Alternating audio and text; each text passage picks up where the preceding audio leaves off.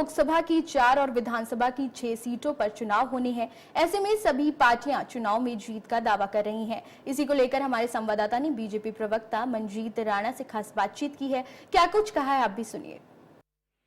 नमस्कार, India news में आपका स्वागत है। मैं हूं जीवन शर्मा उन्ना। आज हम रूबरू होंगे हिमाचल प्रदेश के जिला उन्ना के भाजपा जिला प्रवक्ता मंजीत राणा जी से।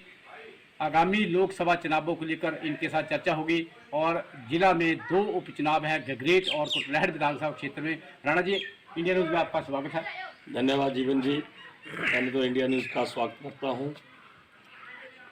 राणा जी, आपको पता है कि हिमाचल में लोकसभा चुनावों का बिगल बज चुका है। उसके साथ ही जो हिमाचल में ऐतिहासिक घटना घटी है उसको लेकर आपके जिला उन्ना में 2 विधानसभा क्षेत्र गगरेट और कुटलैहड़ में उपचुनाव भी होने जा रहे हैं, क्योंकि विधायकों ने को अयोग्य विधानसभा अध्यक्ष ने कर दिया था। उसको लेकर चुनाव हो रहे हैं।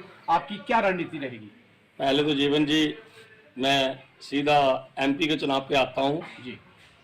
इस बार माननीय अनुराग जी को 5वीं बार जी टिकट मिला है जी।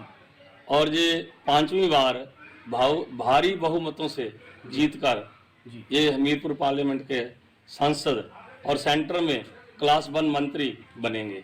ये तो मैं अग्रिम बधाई देता हूँ, क्योंकि अनुराग के मुकाबले पे कोई भी कांग्रेस पार्टी का आज तक इस डेट तक कोई भी इनको एमपी के लिए कांग्रेस को कोई भी बंदा नहीं मिल रहा है। कोई भी चुनाव लड़ने के लिए तैयार नहीं है। तो अनुराग ठाकुर जी 5वीं मर्तबा हमीरपुर संसदीय क्षेत्र से चुनावी मैदान में उतरे हैं, तो क्या क्या उपलब्धियां लेकर आप जनता के बीच आए? बहुत अच्छा क्वेश्चन पूछा आपने। उपलब्धियां तो जनता को आज दिख रही हैं। क्यों अनुराग के साथ जाना है जी। सबसे बड़ी बात, हमीरपुर पार्लियामेंट में एक समान विकास हुआ है जी। हमीरपुर, बिलासपुर, मैं ऊना से आता हूँ। अगर मैं ऊना की बात करूँ तो देखो, जहाँ पीजीआई का सेटलमेंट बढ़ रहा है जी, वो अनुराग जी की, जेपी नड्डा जी की और हमारे केंद्रीय नेतृत्व की और ऊना के नेतृत्व की, जितने भी हमारे जैसे सत्यपाल सत्ती हैं, वरिंदर कंवर जी हैं, इनकी देन है। इसी में ट्रिपल आईटी आता है। इसी में जिला ऊना में सबसे ज्यादा, हिमाचल में अगर ट्रेनें चलती हैं तो ऊना से चलती हैं। 90 के दशक में एक ट्रेन चलती थी, आज 11 ट्रेनें हो गई। 14 2 अभी लगने वाली हैं, या लग गई हैं। और हरिद्वार के लिए हम रोते थे कि हरिद्वार में हमें ट्रेन लगा दो। किसी ने आज तक हमारी नहीं सुनी। भाई अनुराग जी ने कहा कि हम सीधी ट्रेन जोड़ेंगे। और आपको ये खुशी होगी कि जिला ऊना के लोग 70 रुपए में हरिद्वार पहुंचे और 70 रुपए में वापस आए। और इतनी भीड़ भाड़ थी हरिद्वार में इस बार, लोगों ने अनुराग का बहुत बहुत शुक्रिया अदा किया कि 70 रुपए में हमको कोई ट्रेन देने वाला है तो भाई अनुराग है, भाई मोदी है जी। तो चर्चाओं का वजह ये भी है कि अनुराग के सामने कोई भी विपक्षी दल का नेता टिकट लेने के लिए राजी नहीं हो रहा। क्या कहेंगे आप?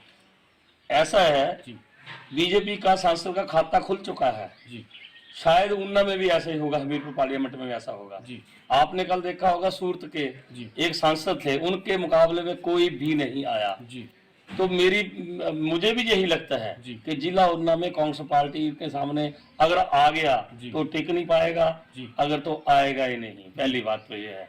तो धन्यवाद मंजीत राणा जी, हमारे साथ जुड़े थे जो भाजपा जिला प्रवक्ता।